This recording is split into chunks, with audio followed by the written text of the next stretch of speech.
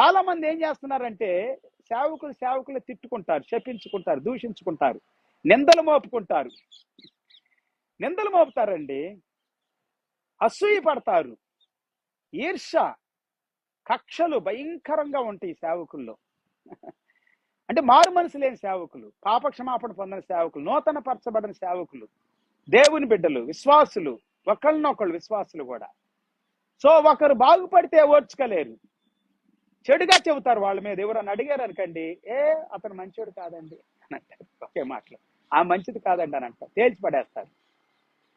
మంచిదో మంచోడు కాడో దేవుని తెలుసు. Praise the lord. దేవుడు హృదయాలు చూస్తున్నాడు, దేవుడు అంతరంగాలు చూస్తున్నాడు. దేవుడు మన హృదయాలను పరీక్షిస్తాడు, పరిశోధిస్తాడు. పిల్లారా, నీ జీవితంలో నువ్వు పాపము నుండి విడుదల పొందితే చాలు పిల్లారా, దేవుని ఆశీర్వాదాలు నీ జీవితంలో సమృద్ధిగా పొందుకుంటావు. పాపం ఉన్నంత